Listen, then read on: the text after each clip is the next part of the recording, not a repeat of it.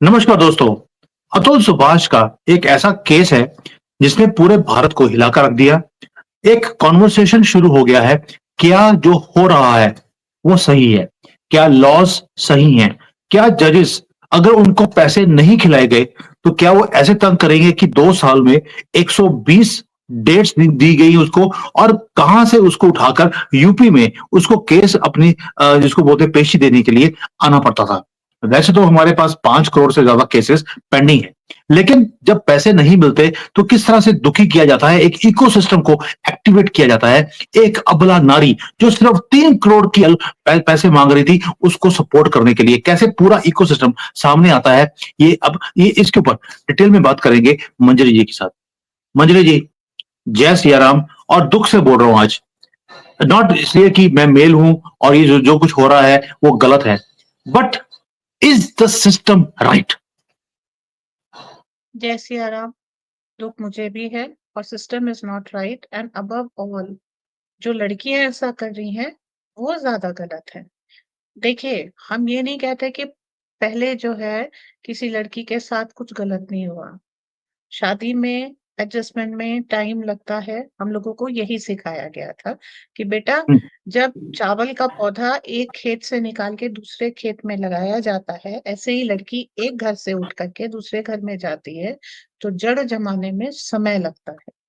लेकिन आजकल की हैप्पीली एवर आफ्टर पढ़ करके और फिल्मों में देख करके बड़ी हुई लड़कियां ये इस चीज को नहीं समझती है। इंस्टेंट कॉफी, इंस्टेंट नूडल, ये तुरंत रिजल्ट चाहती है। अभी यही केस होता है जिसके कारण जो है ये शादी से इतनी एक्सपेक्टेशंस होती हैं और इतनी जल्दी रिटर्न चाहिए होता है कि ये प्रेशर डालने लगती हैं हस्बैंड के ऊपर।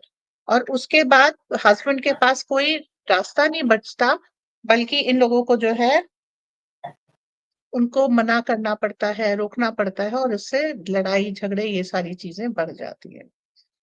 जो एक्सटॉर्शन हो रहा है मेल्स का, वो केवल इस केस में नहीं है, बहुत सारे केस में है। मैं ये कहूंगी 498A, जिन लड़कियों को वाकई जरूरत है वो केस बैकग्राउंड में चलते हैं, और जो फेक फेमिनिज्म वाले केस हैं उनको बहुत एक्सपेडाइट किया जाता है। क्यों?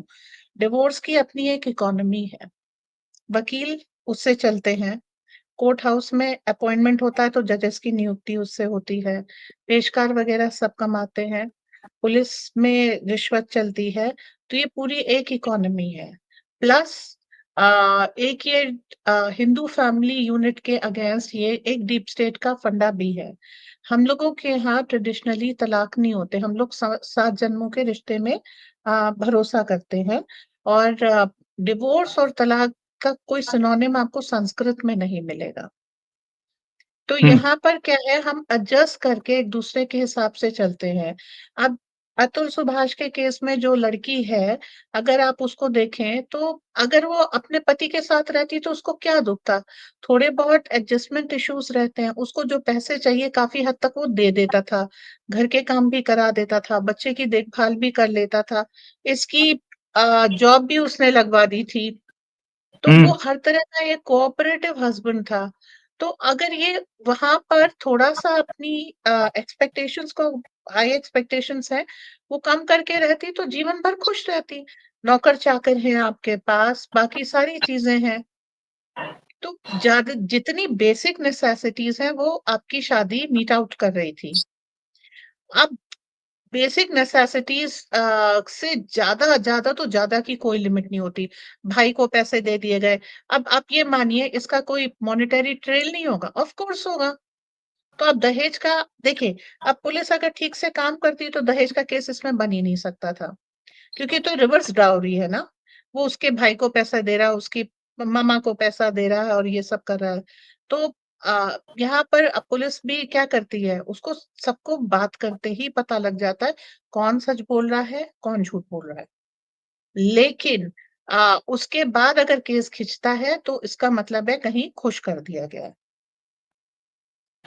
मंजरी जी, यहाँ तो ओपन है। उस लड़के ने बोला है कि जो जज थी उसने 5 लाख रुपए मांगे, जब नहीं दिए तो उसके अगेंस्ट एक तो डेट पे डेट देनी शुरू कर दी उसे तंग करने के लिए, ताकि उसे कर्नाटका से उठकर यूपी आना पड़ता था हर हफ्ते।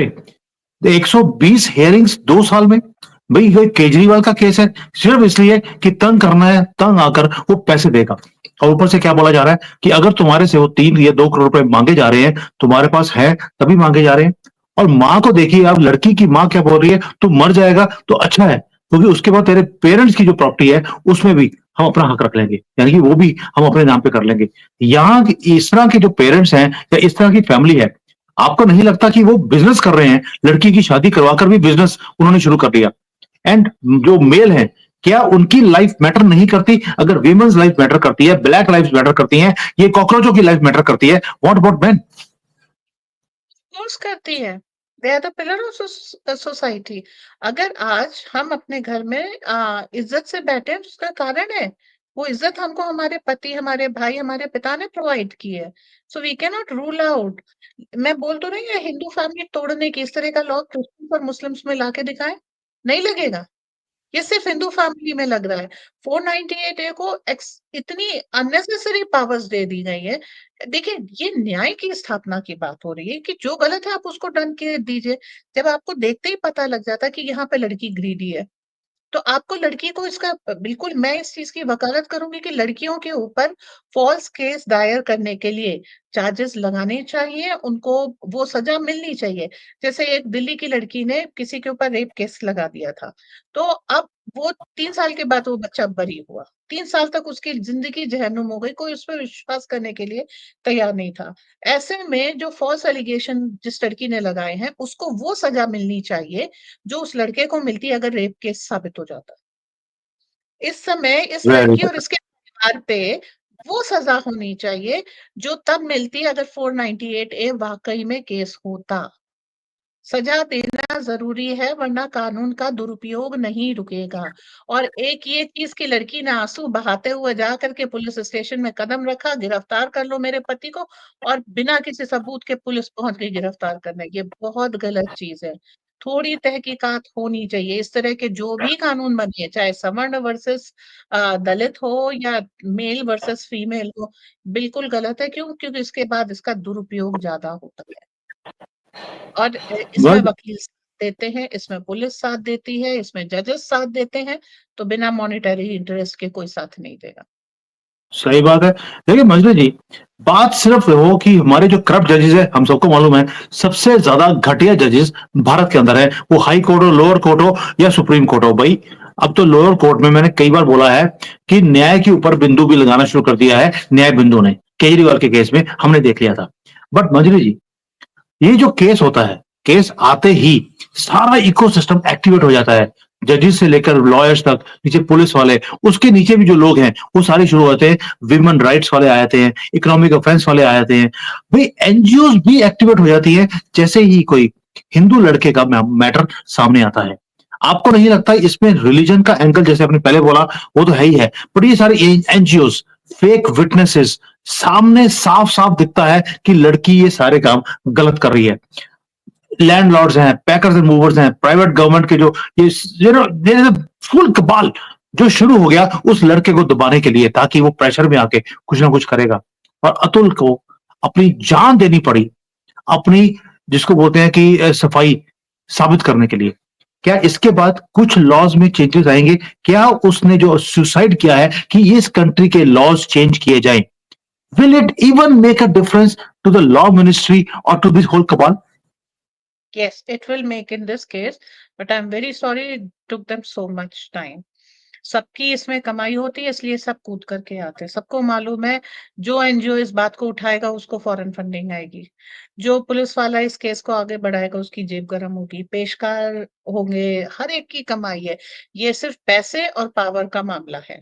इसमें सच्चाई से किसी को कोई मतलब नहीं, वरना अतुल के साथ ऐसा बिल्कुल नहीं होता। और अतुल, अतुल की माता-पिता सबके साथ, और उस लड़की की माँ जो ये कह रही है कि तुम सुसाइड कर लेती, जज उस बात पे हँस रही है, तो इसका मतलब है सबकी मिली भगत है। ये जो ठीक है, थोड़ा ऊंच-नीच होती है, लेकिन कानून को निष्पक्ष होना चाहिए और अपराधी को सजा देनी चाहिए।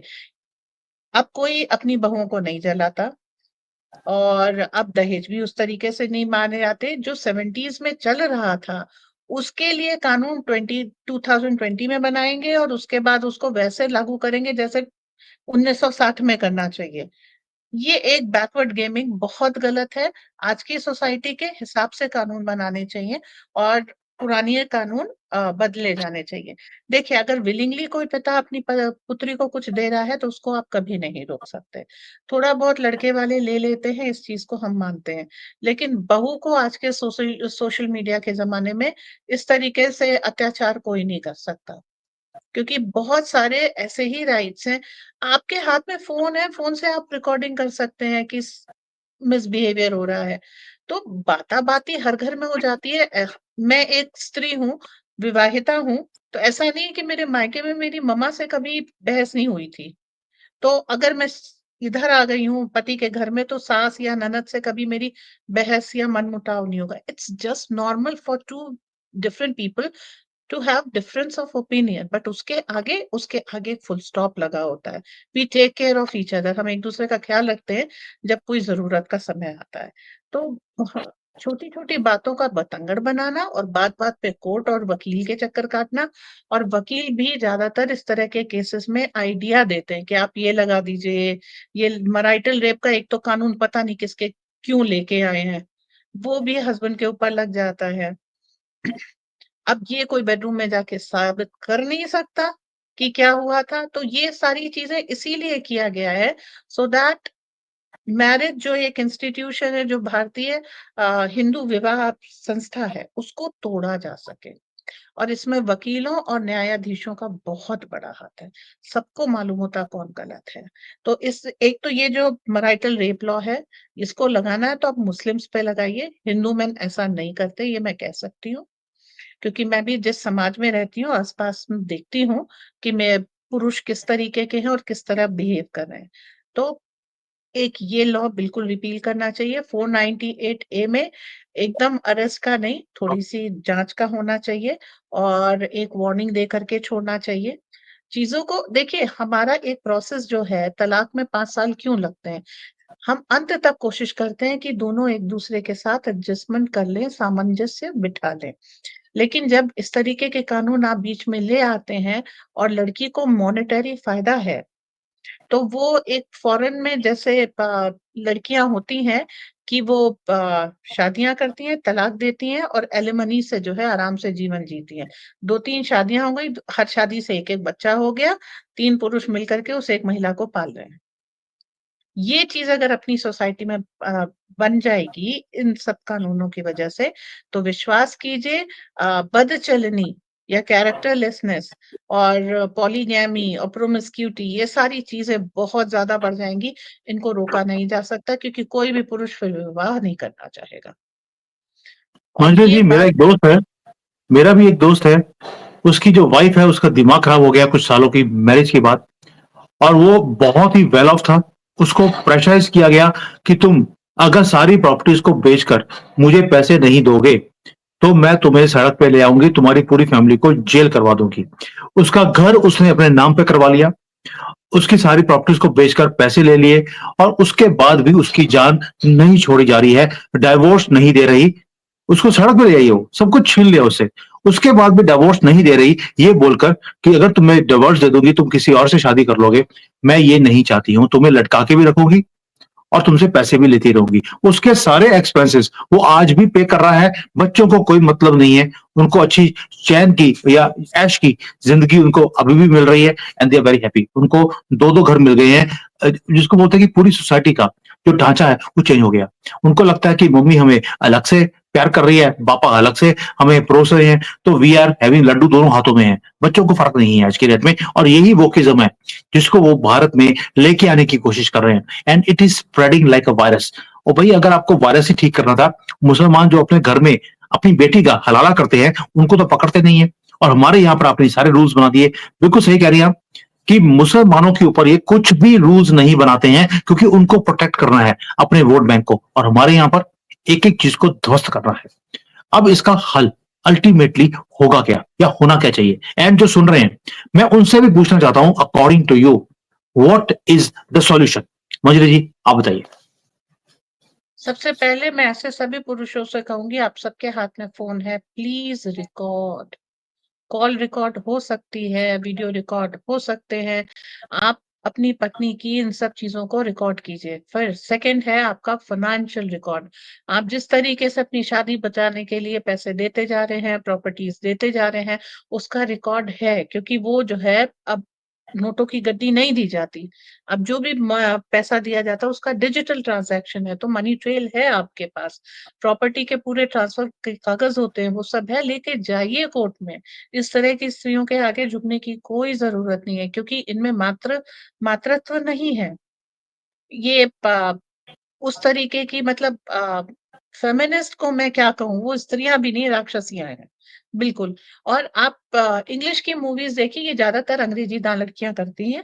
इंग्लिश की मूवीज देखिए, उसमें इन चीजों को ग्लोरीफाई किया जाता है कि पहली शादी थी, टूट गई, फिर हस्बैंड किसी और के साथ है, वाइफ किसी और के साथ है। तो ये जो बेवकूफी अब भारत में लाने की कोशिश की जा रही है, इसका सचमुच जो है इलाज जरूरी है। और विवाह जैसी संस्था को बहुत पवित्रता से निभाया जाना चाहिए। अगर कोई भी एक पार्टी, पति या पत्नी, उसको एक्सप्लॉइट करना चाहे, तो एक बार कोर्ट को वार्निंग देनी चाहिए और उसके बाद जो है सजा देनी ही, बिना सजा के, वो कहते भूत नहीं वो करते, लातों के भूत बातों से नहीं मानते। तो लात पड़नी चाहिए। अब वो स्त्री हो या पुरुष, जो गलत करे उसको, ये एक धारणा की लड़कियां सही ही होंगी, बहुत सारे सबूत हैं इस बात के कि हर बार लड़की सही नहीं होती। जी। बिल्कुल सही। मुझे तो लगता है ये वाले वही वाला काम हो गया, जैसे वक्फ बोर्ड है, जिसने यहाँ पर हाथ रख दिया, प्रॉपर्टी उसकी हो गई। लड़की के साथ भी है कि लड़की ने जिसके ऊपर, करेक्टर के ऊपर हाथ डाल दिया, तो दैट मीन्स लड़का ही गलत है, लड़की गलत हो ही नहीं सकती। सारे के सारे रूल्स ये ऐसे बनाए गए हैं, जिसका तोड़ निकालना ज़रूरी है। अब मोदी जी या उनकी गवर्नमेंट इसे तोड़ निकालेगी, इसको चेंज करेगी, या अतुल ये सिर्फ हैशटैग बनकर रह जाएगा फॉर 2-3 डेज़। उसके बाद सब भूल जाएंगे, अपनी ज़िंदगी में लग जाएँगे। मोदी जी है या उनकी गवर्नमेंट जो है, जो लॉ मिनिस्ट्री है, वो भी ऐसे ही चुप करके निकल जाएगी। और जो जजेस हैं, वो बोलेंगे अच्छा हुआ, मैटर सॉल्व हुआ या खत्म हो गया, अब हमारी दुकानदारी दोबारा से चल सकती है।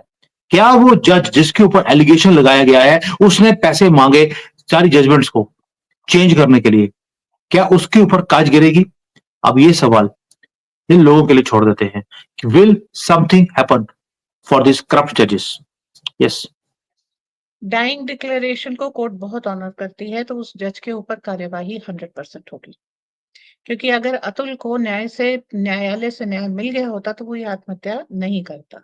तो इसमें न्यायालय का बहुत बड़ा हाथ है। मैं यहाँ तक कहूंगी कि उस लड़की की का जो वकील है, उसको भी सजा होनी चाहिए, कि काफी कुछ केस जो है वकील बताते हैं, उसकी माँ को, उसके भाई को सजा होनी चाहिए।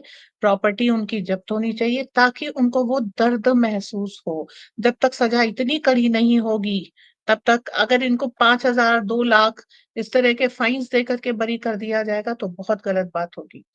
जो सजा 498 ए में अतुल को मिलती, वही निकिता को मिलनी चाहिए। निकिता की माता, उसके पिता, उसके भाई, उसके चाचा, सबको मिलनी चाहिए, उस वकील को मिलनी चाहिए, और जज को भी वही सजा मिलनी चाहिए। इसके अलावा उसको राजद्रोह मतलब रिश्वतखोरी की सजा, ये सारी चीजें अलग से मिलनी चाहिए। पद का दुरुपयोग करने वाले व्यक्ति की, और बहुत तगड़ी सजा होनी चाहिए। उसका ईडी की इंक्वायरी भी चलनी चाहिए, कि ये उसने केवल अतुल के साथ नहीं किया होगा, इसने और लोगों के साथ भी किया होगा। और इस तरह की चीजों की इंक्वायरी जरूर होनी चाहिए, कि कोर्ट केसेस में एक्चुअली अब वो, मैं ये कहूंगी, न्याय केंद्र नहीं अन्याय केंद्र बनते जा रहे हैं। यस। जा करके हमको न्याय नहीं मिलता। प्रथम दृष्टया ये बिल्कुल साक्ष्य के साथ सिद्ध होता है कि ये केस गलत है, उसके बाद भी वो केस अगर 20 साल चलता है, तो इसका कारण केवल ये है कि जो लॉ अबाइडिंग 80% आबादी है, स्पेशली हिंदू मेल, उसको टॉर्चर करना है, ये अल्टीमेट वो है। न्याय ये कानून इसलिए भी बनते हैं, क्योंकि अभी भी काफी चीजें हमको प्रीवी काउंसिल डिक्टेट करता है। प्रीवी काउंसिल क्या है ये बता दें, इंग्लैंड का सुप्रीम कोर्ट है। तो इंटरनेशनल कोर्ट्स की तरफ से जो इंस्ट्रक्शन आते हैं, उसके हिसाब से भारत में कानून बनते हैं, और वो जो है भारतीय समाज में समस्या बढ़ाते हैं, समाधान नहीं बढ़ाते। तो एक न्याय मतलब कानून बनाने की इस प्रक्रिया के ऊपर भी ध्यान देना चाहिए कि हमारी संस्कृति सबसे अलग है, तो हमारे जो लॉज बनेंगे, कानून बनेंगे, वो हमारे हिसाब से होने चाहिए। इंग्लैंड या फ्रांस या स्विट्जरलैंड के हिसाब से यहाँ पर कानून नहीं बन सकते। जी। बिल्कुल सही है। और मैं हमेशा बोलता हूं कि भारत में विडंबना है, 3 ऐसे डिपार्टमेंट हैं जो हमारी सेवा के लिए या सुरक्षा के लिए बनाए जाते हैं, और तीनों से हमें डर लगता है। हमारी पुलिस, हमारा कोर्ट सिस्टम और हमारे डॉक्टर्स। तीनों ही लालची, तीनों में जाने से डर लगता है, जबकि वो हमारी प्रोटेक्शन के लिए है। और ये जिस दिन ये चेंज होगा, उसी दिन भारत हम बोल सकते हैं कि ये इंडिया डॉट्स वाला नहीं, अब ये भारत बन गया है। और उस दिन की वेट मुझे भी है। Thank you Manjari ji. I hope कि इस वीडियोस के साथ कुछ चेंज आएगा हमारी सोसाइटी में और हमारे लॉज में। कुछ तो सुनेगा और कोई तो सुनेगा। Thank you. जय हिंद। जय हिंद।